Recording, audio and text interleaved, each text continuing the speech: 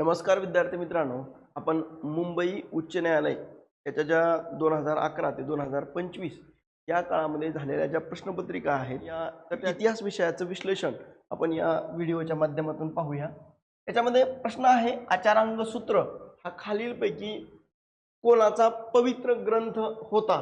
तर याच्यामध्ये लक्षात ठेवा, आचारांग सूत्र हे हिंदू, शीख, बुद्ध आणि जैन, तर याच्यापैकी कोणाचा होता? तर तो जैनांचा होता। आता लक्षात ठेवा की जैनांच्या संदर्भाबद्दल जर बघितलं गेलं तर हा जैन धर्माचा सर्वात जुना आणि महत्त्वाचा आगम ग्रंथ म्हणून त्याचा उल्लेख करता येतो। हा ग्रंथ प्रामुख्याने श्वेतांबरपंथीय जे आहेत तर या श्वेतांबरपंथीयांचा आधारस्तंभ म्हणून या ग्रंथाचा उल्लेख करता येईल। आता लक्षात ठेवा की या ग्रंथाचं मुख्य सार नेमकं काय आहे या आचारांग सूत्राचं? तर भगवान महावीर जे आहेत त्या भगवान महावीरांच्या प्रत्यक्ष उपदेशाचं हे संकलन म्हणून आपल्याला उल्लेख करता येईल।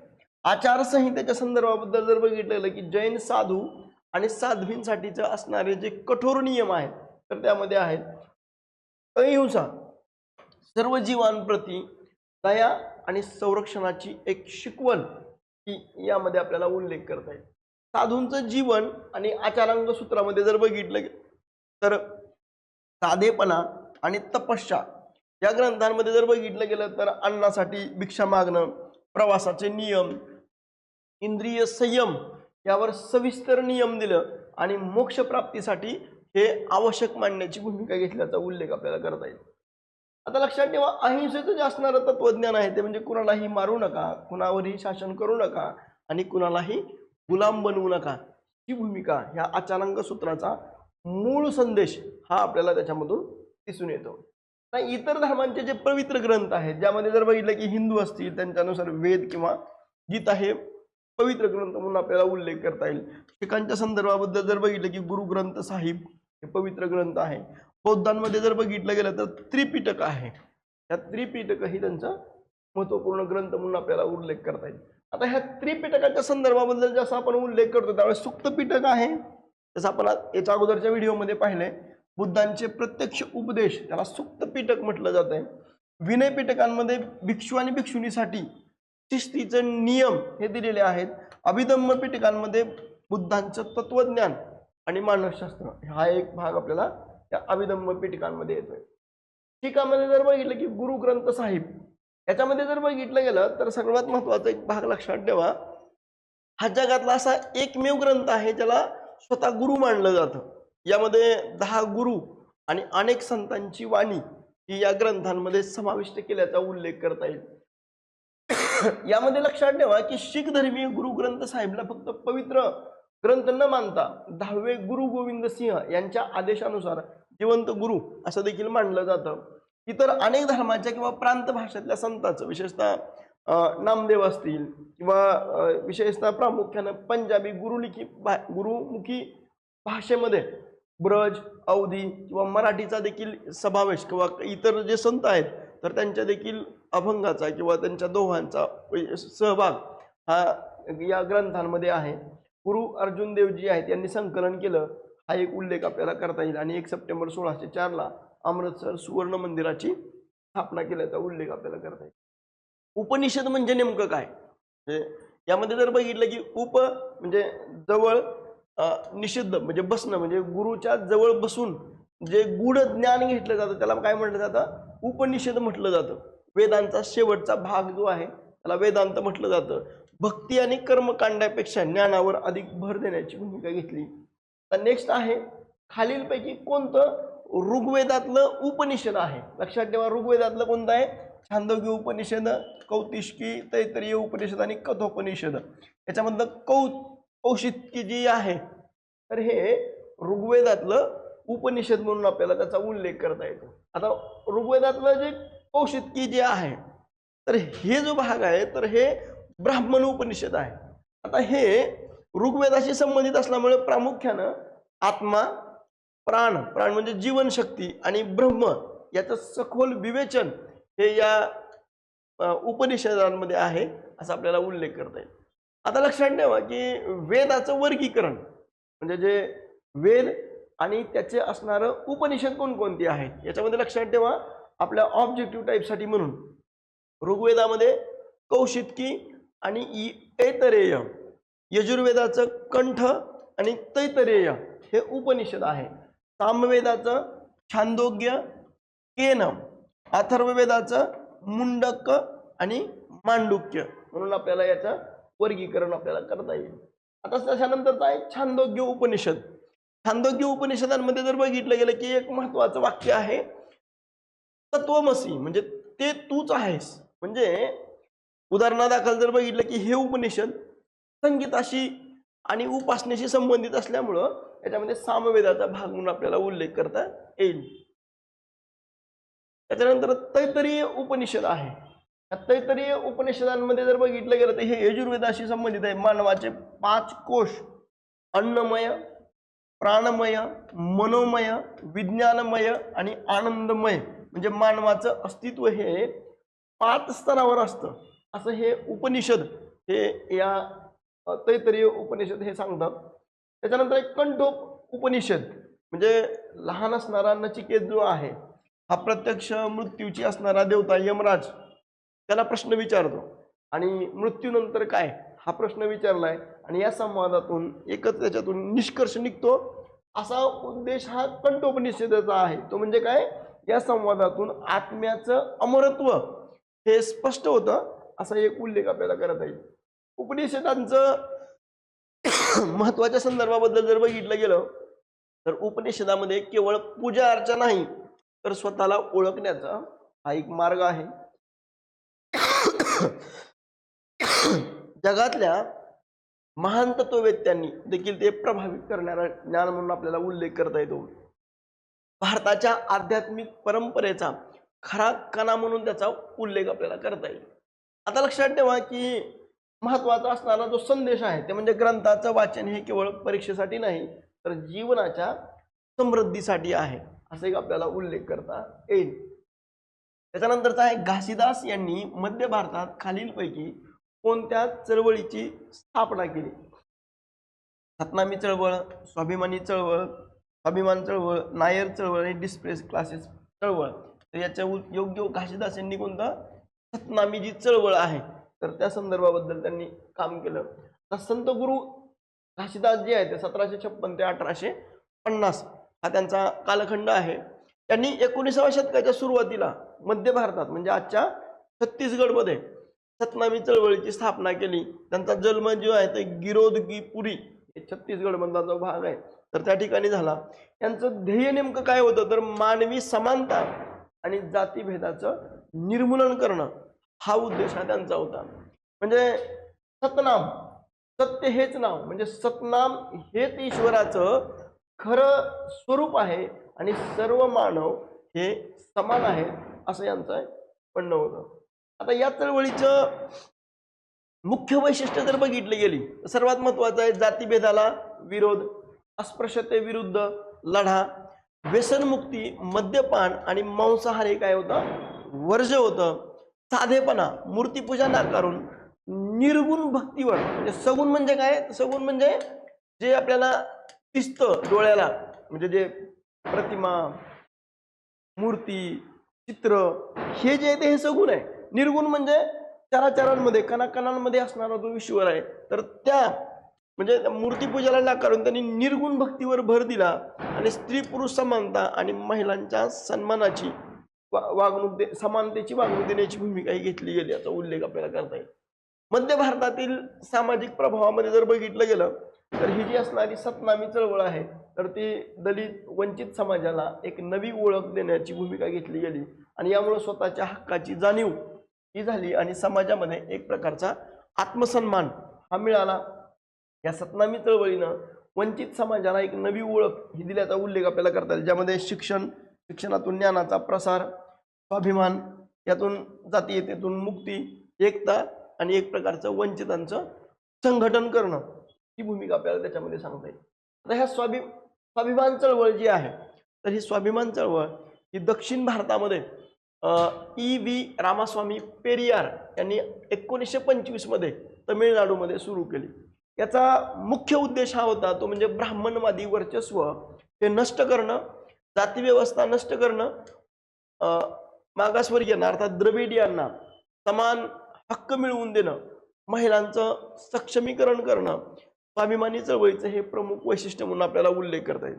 संस्थापक असणारे E.V. रामास्वामी अय्यर पेरियार जे आहेत यांनी एस रामनाथन यांच्या मदतीनं ही चळवळ ही स्थापन केली. उद्दिष्ट होतं जातविरहित धर्मनिरपेक्ष तर्कशुद्ध समाज निर्माण करणं, ब्राह्मण्यवादाला विरोध, ब्राह्मण्यवादी वर्चस्वाला आव्हान देऊन द्रविडियन संस्कृती आणि भाषेला प्रोत्साहन देणं हा स्वाभिमानी चळवळीचा उद्देश होता. कनिष्ठ वर्णीयांना आत्मसन्मान मिळवून देणं आणि त्यांच्या समान हक्क मिळवण्याची भूमिका करणं किंवा देवदासी प्रथा, विधवा पुनर्विवाहाला विरोध, महिलांच्या शिक्षणाला पाठिंबा दिला. पुरोहितांशिवाय म्हणजे ब्राह्मणांशिवाय साधे सामाजिक विवाह हे साजरे करणं हे एक आपल्याला उल्लेख आपल्याला याच्याबद्दलचा करता येईल. नेक्स्ट आहे नायर चळवळ. नायर चळवळ ही केरळमध्ये नमुद्री ब्राह्मण जे आहेत तर त्या नमुद्री ब्राह्मणांच्या वर्चस्वाविरुद्ध ही नायर चळवळ होती. म्हणजे सामाजिक भेदभाव आणि आर्थिक अवनती विरुद्ध ही नायर चळवळ ही उभी राहिली. ही मन्नतू पद्मनाभम यांच्या नेतृत्वाखाली 1914 मध्ये ही स्थापन झाली, ज्याला नायर सर्व्हिस सोसायटी NSS असा एक उल्लेख याला केला जातो. या समाजाच्या सामाजिक राजकीय हक्कासाठी किंवा सुधारणांची एक प्रकारची पायाभरणी ही केल्याचा उल्लेख आपल्याला करता येईल. त्याच्यानंतर आहे डिस्परेट क्लासेस चळवळ जी आहे तर याच्यामध्ये 18 ऑक्टोबर 1906 रोजी मुंबईमध्ये महर्षी विठ्ठल रामजी शिंदे यांनी मुंबईमध्ये हे depressed classes mission society for India ही स्थापन केली. त्याचा उद्देश होता अस्पृश्यांचा उद्धार करणं. हे एक आपल्याला याच्याबद्दलचा माहिती सांगता येईल. नेक्स्ट आहे व्यक्तीच्या समृद्धीच्या प्रगतीसाठी पुढीलपैकी कोणत्या साहित्यात कर्म, ज्ञान आणि भक्ती या मार्गाबद्दल सांगितलं गेलं आहे. गीता, जातक, पुराण आणि रामायण. याच्यामधला सर्वात महत्त्वाचं आहे कर्म, ज्ञान आणि भक्ती. हे कशामध्ये सांगितलं आहे तर ते महाभारत आणि महाभारतातला एक पार्ट म्हणून त्याला आपल्याला गीतेचा उल्लेख करता येईल. आता समृद्धीचे जे मार्ग जर बघितलं गेलं तर गीतांमध्ये मानवी आयुष्याच्या कल्याणासाठी आणि प्रगतीसाठी 3 प्रमुख योग सांगितले. त्याच्यामधला पहिला आहे कर्मयोग, दुसरा आहे ज्ञानयोग आणि तिसरा आहे भक्तियोग म्हणून आपल्याला 3चा उल्लेख करता येतो. आता सगळ्यात महत्त्वाचं आहे की कर्मयोग नेमका काय. तर लक्षात ठेवा की कर्मयोग म्हणजे आपलं कर्तव्य फळाची आशा न ठेवता कार्य करणं हा कर्मयोग आहे.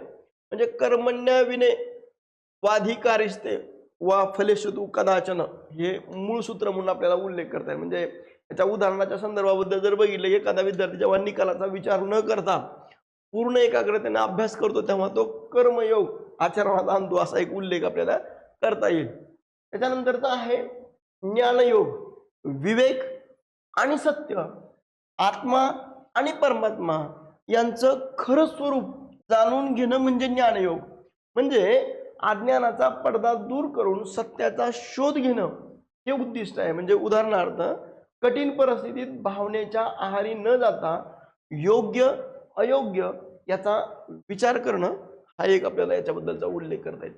भक्तियोग याच्यामध्ये लक्षात ठेवा श्रद्धा आणि प्रेम म्हणजे परमेश्वराप्रती आपल्या देहाप्रती पूर्ण निष्ठा आणि प्रेम असणं म्हणजे भक्तियोग आहे. म्हणजे यामध्ये अहंकाराचा त्याग करून शरण जाण्याची भावना ठेवणं हा भक्तियोग आहे. म्हणजे उदाहरणार्थ एखाद्या संगीतकारानं आपल्या कलेवर असलेलं आतोनात प्रेम आणि भक्ती म्हणून आपल्याला उल्लेख करता येईल.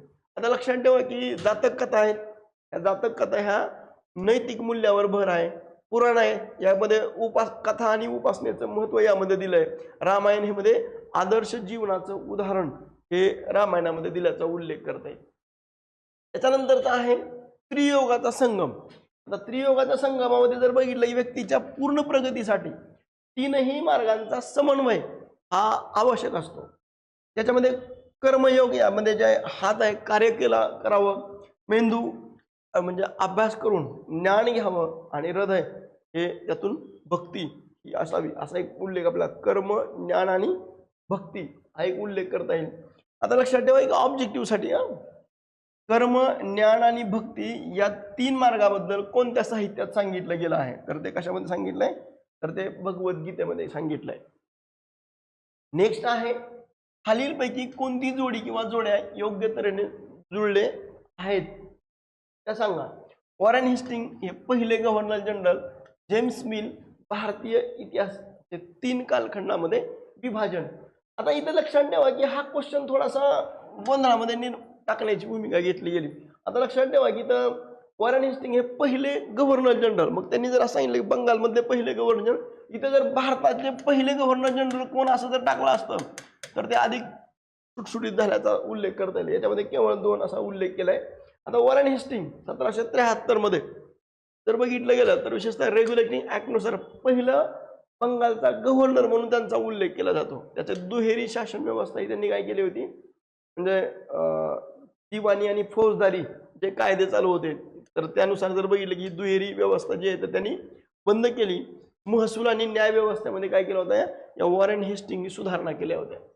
भारताचा असणारा पहिला गव्हर्नर जनरल त्याला आपण उल्लेख केला जातो तो म्हणजे लॉर्ड विल्यम बेंटिंग. हा 1833च्या काळामध्ये या चार्टर्ड ऍक्टनुसार बंगालचा गव्हर्नर जनरल हे पद काय झालं होतं, भारताचा गव्हर्नर जनरल असं करण्यात आलं. आणि बेंटिंग हा पहिला व्यक्ती होता जो भारताचा पहिला गव्हर्नर जनरल म्हणून तो नियुक्त झाल्याचा उल्लेख करता येतो. जेम्स मिल आणि त्याच्या इतिहास लेखनाच्या संदर्भाबद्दल जर बघितलं गेलं तर हा स्कॉटिश अर्थशास्त्रज्ञ आणि तत्वज्ञ असणारा जेम्स मिल, या जेम्स मिलनी 1817च्या काळामध्ये हिस्ट्री ऑफ ब्रिटिश इंडिया या नावाचं पुस्तक हे त्यांनी लिहिलं होतं. आणि या पुस्तकांमध्ये 3 कालखंड हे त्याचे पाडले होते. आता ह्या 3 कालखंडामध्ये लक्षात ठेवा की इतिहासाचे 3 कालखंड कोणते होते. एक होता हिंदू काळ, दुसरा होता मुस्लिम काळ आणि तिसरा होता ब्रिटिश काळ. आता लक्षात ठेवा की हिंदू कालखंड का म्हटलंय, तर लक्षात ठेवा की प्राचीन कालखंडासाठी वापरलेली संज्ञा म्हणून आपण त्याला हिंदू काळ म्हणू शकतो.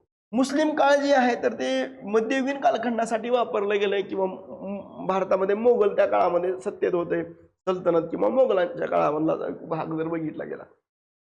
तिसरं त्यांनी संकल्पना वापरली ब्रिटिश काळ, त्याला आधुनिक ब्रिटिश राजवटीचा कालखंड म्हणून आपल्याला उल्लेख करता येईल.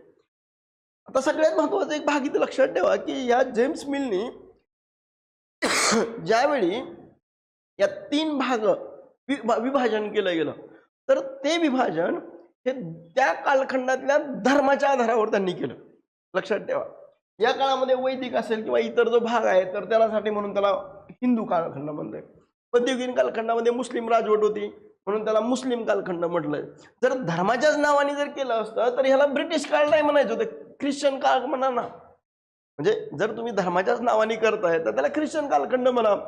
म्हणून याच्याविषयी बरीचशी टीका टिप्पणी हे म्हणजे हे पुस्तकच लिहिलं होतं साम्राज्यवादी दृष्टिकोनातून, म्हणजे आमचं वर्चस्व टिकवून ठेवण्यासाठी आम्ही कसे श्रेष्ठ आहेत हे दाखवणं आणि या आशियाई लोकांना गौणत्व किंवा कमी लेखणं हा उद्देश या पुस्तकाचा होता. आणि त्याच्या म्हणून हे विभाजन हे धार्मिक आधारावर केल्यामुळं नंतरच्या इतिहासकारांनी याच्यावर काय केली होती, अधिक प्रमाणामध्ये टीका केल्याचा उल्लेख आपल्याला करता येईल. आता हा जेम्स मिल याने हे पुस्तक लिहिलंय. हा पुस्तक लिहित असताना सगळ्यात महत्त्वाचं असतं की एखाद्या पुस्तक घेताय त्यावेळेस त्याचे रेफरन्स तुम्ही वापरताय, त्या भागांमध्ये भेटी देताय. तर त्यानुसार जर बघितलं गेलं तर यांनी जेम्स मिल कधीही भारतात आला नाही.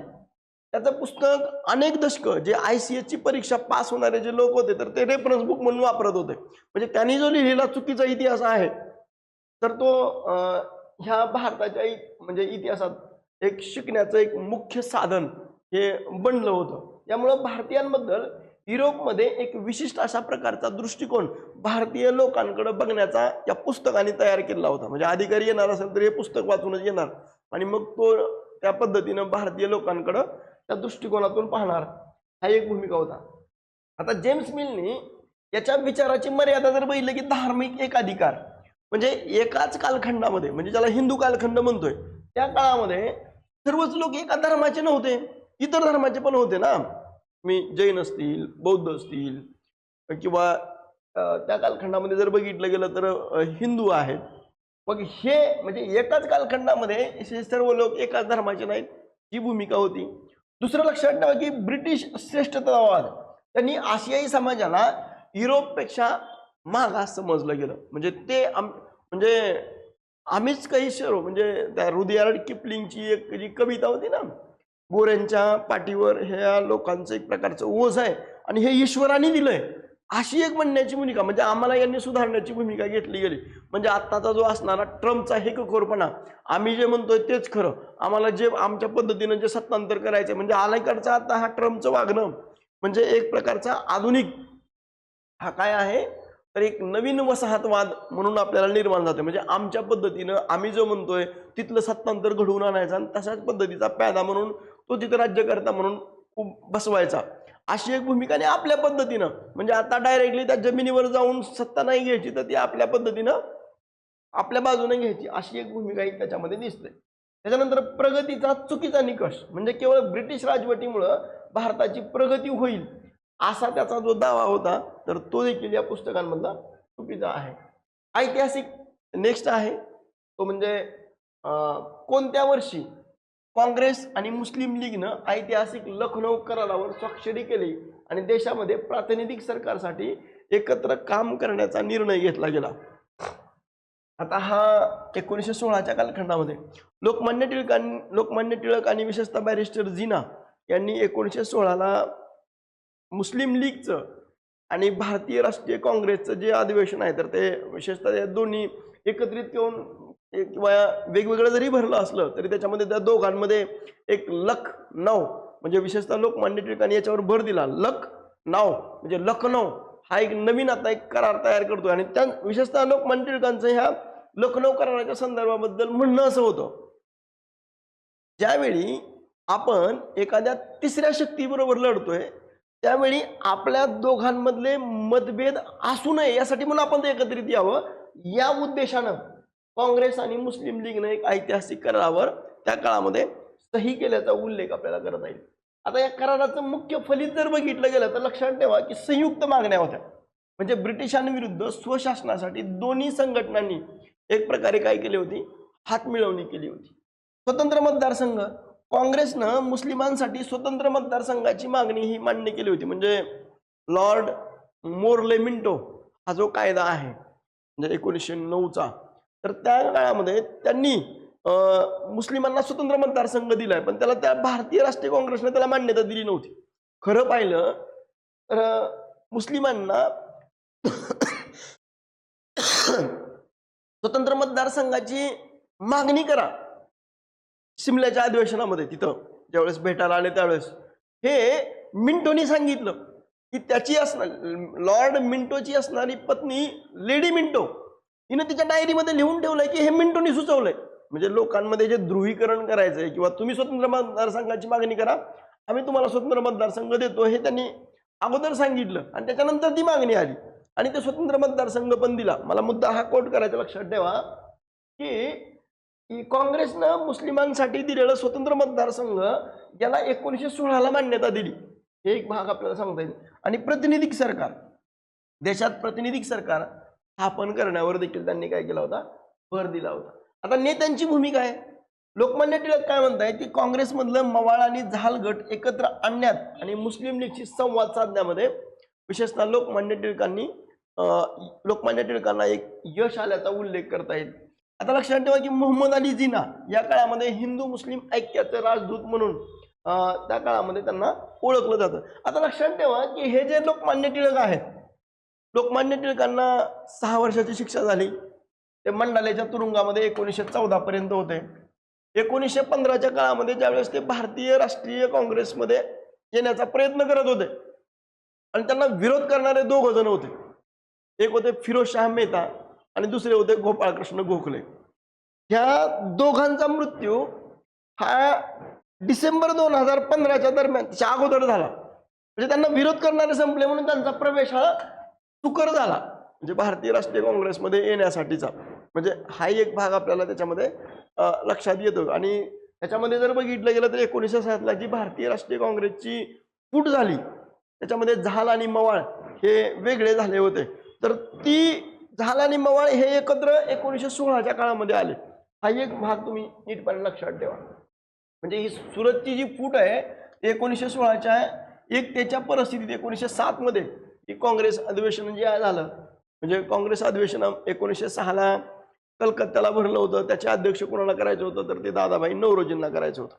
त्याच्यानंतर 7ला ज्यावेळेस अधिवेशन भरलं त्यावेळेस मग जहाल आणि मवाळ यांची जी शतसूत्री होती, स्वदेशी, स्वराज्य, राष्ट्रीय शिक्षण आणि बहिष्कार, याच्यामध्ये मग ह्या दोघांचाही अन्वय अर्थ वेगवेगळाच. त्यांचं स्वदेशीबद्दलचं वेगळंच, स्वराज्याबद्दलचं वेगळंच. स्वराज्याबद्दलचं म्हणजे यांचं स्वराज्य कसं होतं, म्हणजे मवाळांचं स्वराज्य म्हणजे ज्यामध्ये त्यांनी विशेषतः लोकमान्य टिळकांनी जो उल्लेख केला गेला होता की स्वराज्य हा माझा जन्मसिद्ध अधिकार आणि तो मी मिळविणारच, ही भूमिका ही यांच्या स्वराज्याची होती. त्यांच्या स्वराज्यामध्ये म्हणजे जे ब्रिटिशांकडून जे टप्प्याटप्प्याने येतं ते स्वराज्य यांना पाहिजे होतं. त्याच्यानंतर जे बहिष्काराचं जे शस्त्र लागू करायचं होतं, म्हणजे बंगालची फाळणी झालेली आहे, मग त्यावेळेस हे बंगालचे मवाळांचं म्हणणं होतं की बंगालपुरतं मर्यादित ठेवू. यांचं म्हणणं होतं की आपण संपूर्ण, म्हणजे जहालांचं म्हणणं होतं आपण संपूर्ण भारतभर हा बहिष्कार लागू करू. ह्या दोघांमध्ये मतभेद झाले आणि शेवटी काय झालं की तिथे एकत्रित आले. त्यावेळेस सुरतला अधिवेशन भरलं. त्यावेळेस मग त्या एक पुणेरी जोडा हा स्टेजवर फेकून मारला. म्हणजे आत्ता जे लोक स्टेजवर जे जोडा मारतात ते आत्ताचं नाही, ते खूप जुनं आहे.